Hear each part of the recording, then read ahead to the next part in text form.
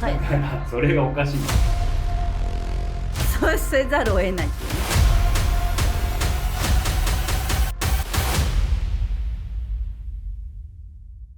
コウタです。タイです。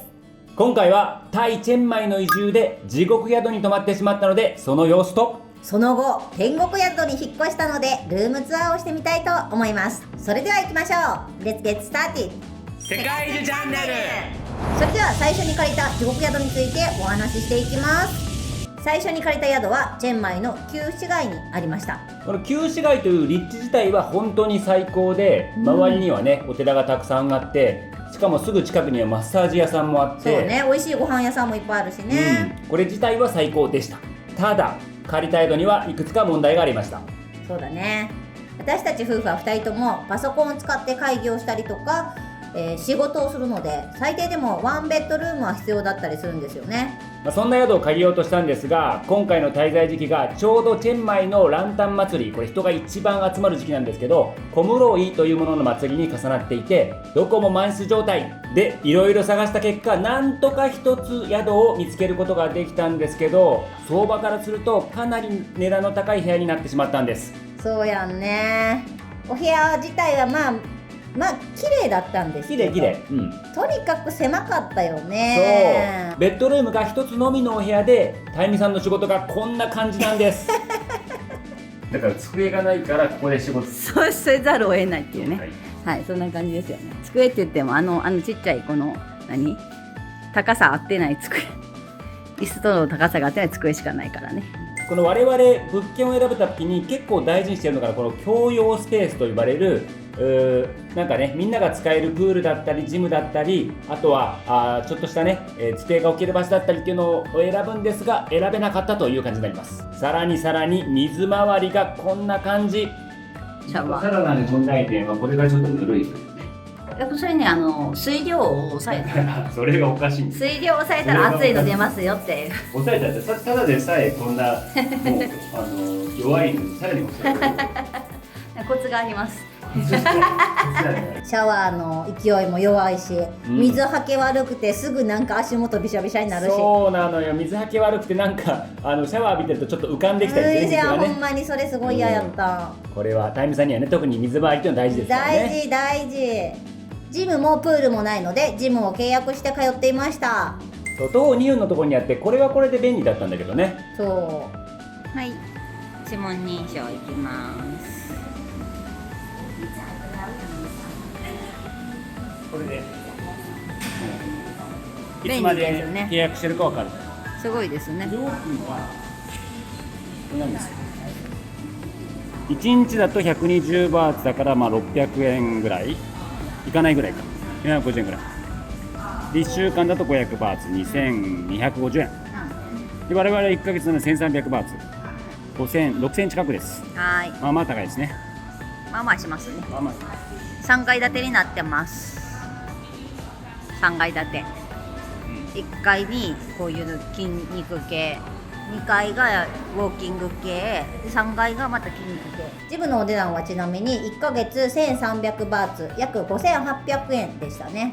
普通なら宿についてることがまああるので、ここでも出費が必要になってきました。そうですね、2人で1万2000円ぐらいですから、まあ結構ね出費だなって感じですね。でもまあ設備はねそれなりに良かったっていうのはありますけどね。そうだね、ジム自体はもう最新の出来たてほやほやだったので、そうだね、良かったよね。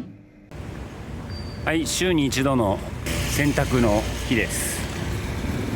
こんな感じで今日のこのマシーンは性能が良さそうな感じです。いいね、最新のものを使っている。なんか靴を脱ぐみたいです。靴を脱いで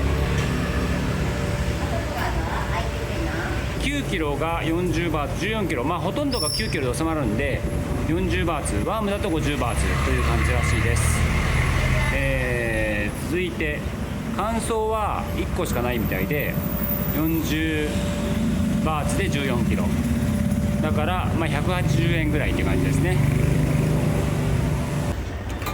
前みたいなことにならない、ちゃんとなります。言語変えれる。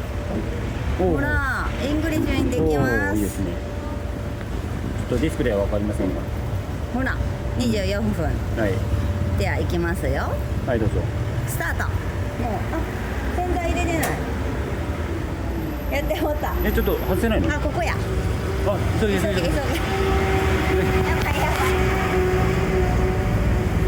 はい。はい、大体適当な目分量で入れております。ディタージェント上じゃないの？違うの？ソフティならもういけた。絶対勝った。こんなもんでいいやろ。大体や。危なかった。これがタイム3流です。セーフ。タイではこのようにコインランドリーが至る所に街の中にあるので、それを、使うとすごく、安上がりになると。で、街中には1キロ40バーツとか50バーツ、60バーツで、畳んで返してくれるというサービスもあるので、そちらを利用する場合ももちろん OK。で、安く上げたい場合はこういったところでやるのがおすすめです。さてこうたさん、気になる地獄宿のお値段は？お値段は1ヶ月間10万8000円でした。高すぎる。相場からすると本当にかなり高額です。そうですね。時期が本当に問題でしたよね。宿自体はめちゃくちゃ悪いってわけじゃないんだけど、この価格にしてはやっぱりかなり高いなっていうような宿になっています。そうやんな。普通やったらね、この金額だったらワンベッドルーム、プールジム付き。そうね。最後の方ね、慣れてきたっていうのもあって、そこまで不快ではなかったかなと思いますけどね。でも後ほどご紹介する天国宿との違いがでかすぎると。ほんまにそういう感じですよね。立地がねすっごい良かったからなんとか1ヶ月我慢できたけどね、でも宿のオーナーさんはすごくいい人で、今たくさんディスってしまって本当にごめんなさいって感じなんですけど、本当にオーナーさんっていうかスタッフさん、店長さんみたいな感じでは優しくて、なんか困ったことあったらすぐ対処してくれたりとかして、そこはすごい良かったなって思いますし、普段の時期じゃなければきっと安くて立地もいいし最高の宿になるんじゃないかなと思います。だから宿が悪いっていうより時期が悪かったということで、1ヶ月ね我々はこの宿を後にして次の宿を予約という形にしました。次は期待できそうです。チャンネル登録お願いします。さあここでちょっとタイのね宿選びについてお話ししておきましょう。2ヶ月以内の滞在なら Airbnb がおすすめです。これ大体我々普通の人が引くときは大体60日間までノービザで入れるので、大体2ヶ月以内なら Airb がおすすめっていう感じだよね。そうちなみに1ヶ月以上借りると月割という割引になるので、それもすごくいいですよね。そうこれお得で、例えば3週間泊まるんであれば1ヶ月泊まっちゃった方が安い場合もね月割によってあるということで、この月割をねちょっとね検索していただきたいと思います。で大体我々はねいつも Airbnb で宿を予約するようにしています。そうです。でももし3ヶ月以上泊まりたいというのであれば、現地の不動産屋回ったりとかコンドミニアムを直接回るという方が圧倒的に安いです。間違いない。で特にですね面白いのがレセプションで問い合わせる。そうすると空きがあれば教えてくれるっていう制度があるらしいので、ぜひね良さそうなコンドミニアム見つけたら空いてるという形でレセプションに行って聞いてみていただければというふうに思います。受付に大体人がいたりするからね、良さそうなマンションとかコンドミニアムってね。ゴロンした。かわいいね。かわいいね。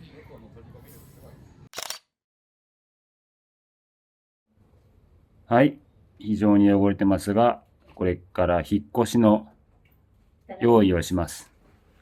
明日チェンマイの別の宿に移ります。そんなわけで1ヶ月経ったところで心機一転引っ越しです。まずはパッキングから。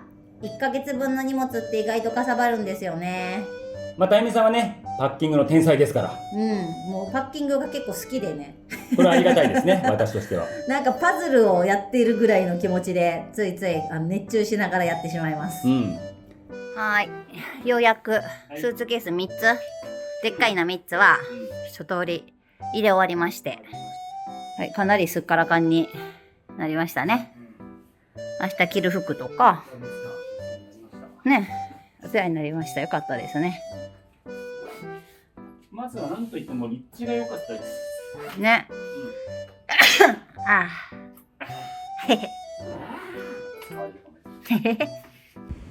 はい、1ヶ月間お世話になった宿もこれにて、退出です。次のところがどうなってるかまたレポートしたいと思います。で、これをパッキングが終わったら移動はグラブタクシーを呼んで荷物を乗せました。はい、今グラブさんをお待ちしています。グラブタクシー、果たしてこの量が乗るのかどうかという疑問はありますが、車種によって全然違うから BYD のように多分大丈夫だと思います。はい、こちらの BYD で行きますんでお手伝いをしてくれるみたいです。さあ、たくさんありますよということで、 Sorry, many bags. I will not ride. Only her.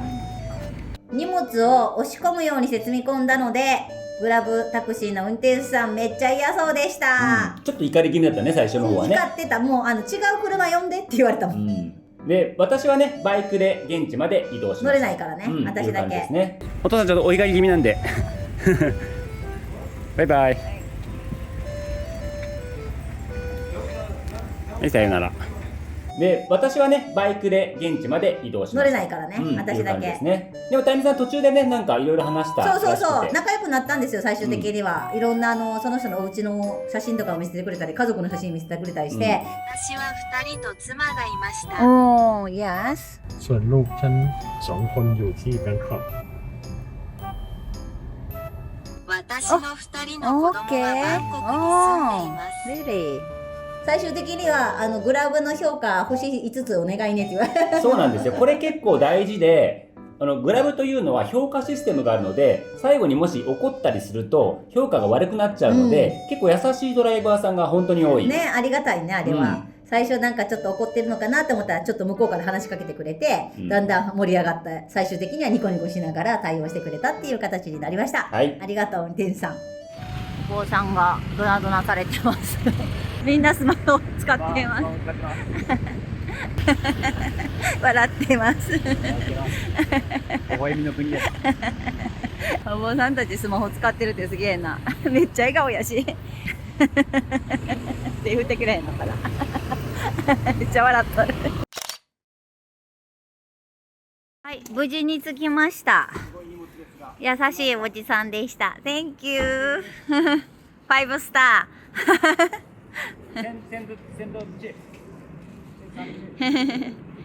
こんな感じ、荷物が大量に。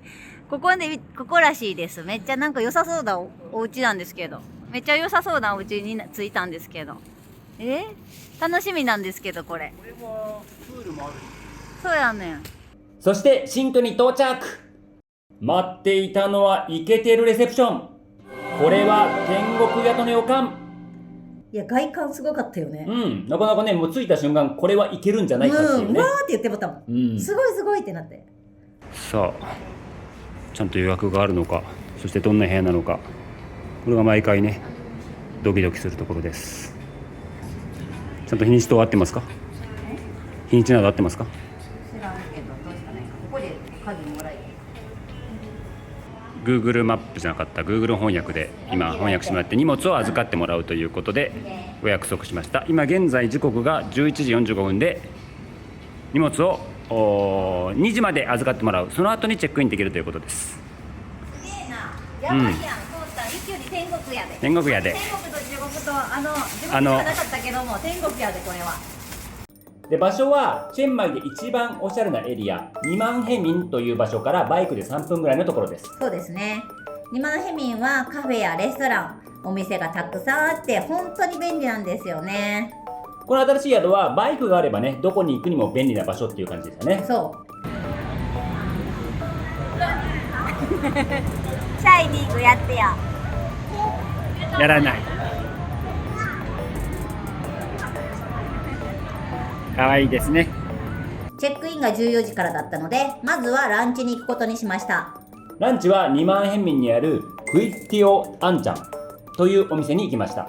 ここはバタフライピーというお花の汁と一緒に茹でたライス麺が絶品なんですよ。このバタフライピーっていうのが結構アジアで多くてね、なんかそう紫色のうんお花なんだけど、それと一緒にご飯を炊いたりしてめちゃくちゃおしゃれ。ね、青いご飯であったりとか、あとねドリンクもバタフライピーのドリンクもあったりね、いそうそうそうそうろいろといいよねこれ。じゃあいきます。めっちゃ青いよ。うん。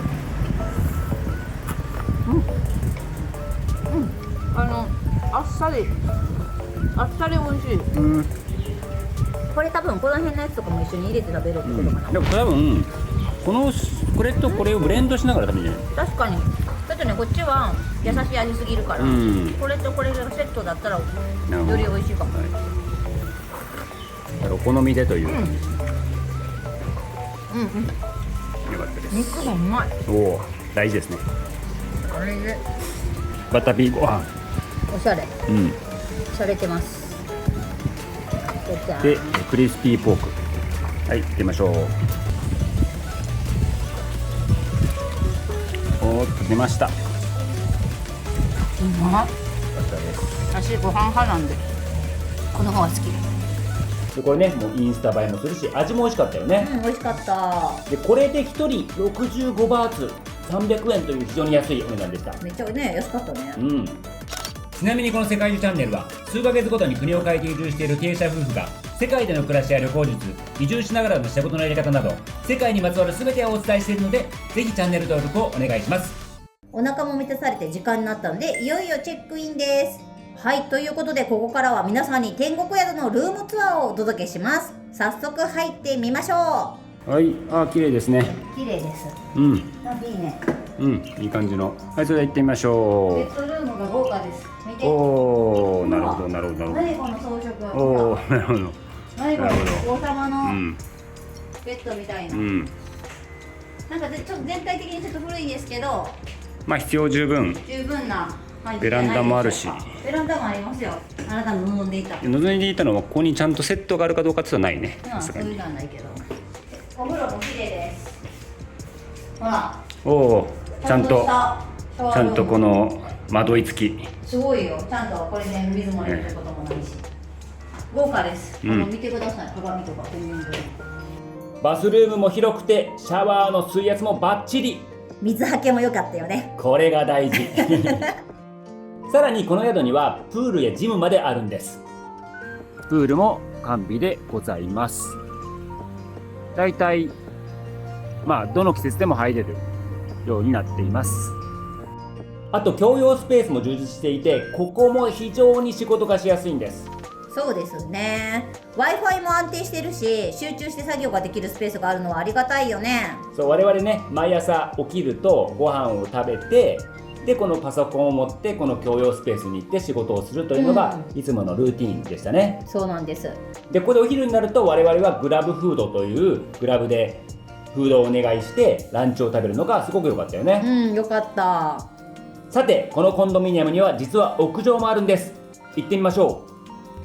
今どうかな、本当は太陽沈んだ瞬間ぐらいが一番素敵な景色だけど、今もいいんじゃないかなと思います。楽しみです。ちょっと行ってみたいと思います。それこれそれちょっとね開けるのがめんどくさいです。そう、ちょっとね開けるのが大変です。そうなんか原始的やな。そうですね。こんな感じや。なかなかいいやん。そうやろすごいやん。そうやろこんな感じになっています。いいやん。反反対側も見えてる。反対側生活の跡が見えますね。誰かそこに住んでるね。あれは多分スタッフなのかわかんないけど住んでますね。小屋に住んでるやん。完全の。バナナがちょっと枯れてますけどね。これ？すげえ。なかなかいいね。すご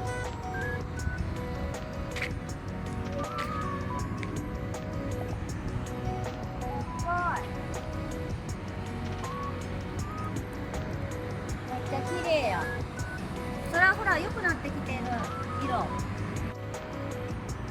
いい感じになってきてる。ちょっとピンク。本当はもうちょっと晴れてる日の方が綺麗ですね。で悪くないですよね。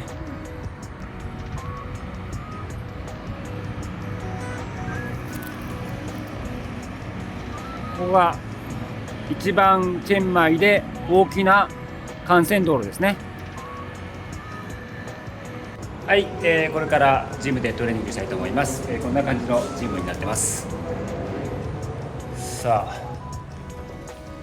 かなり作りは簡素ではありますが十分かなというようなものがあります。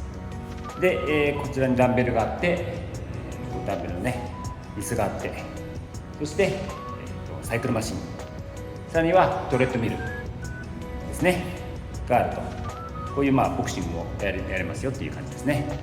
で、あと足りないところがいくつかマシンがあるんで、それは別のジムでトレーニングをするようにしています。基本的にはこうやってます。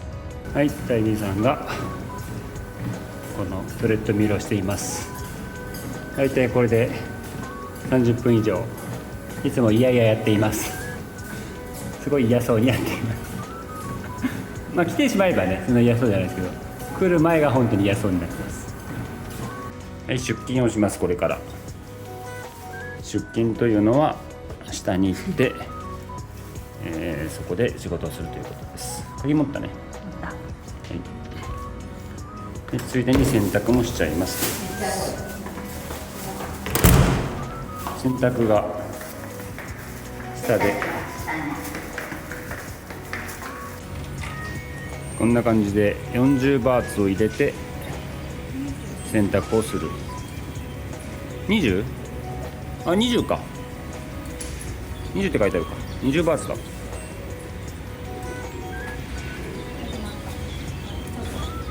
できた？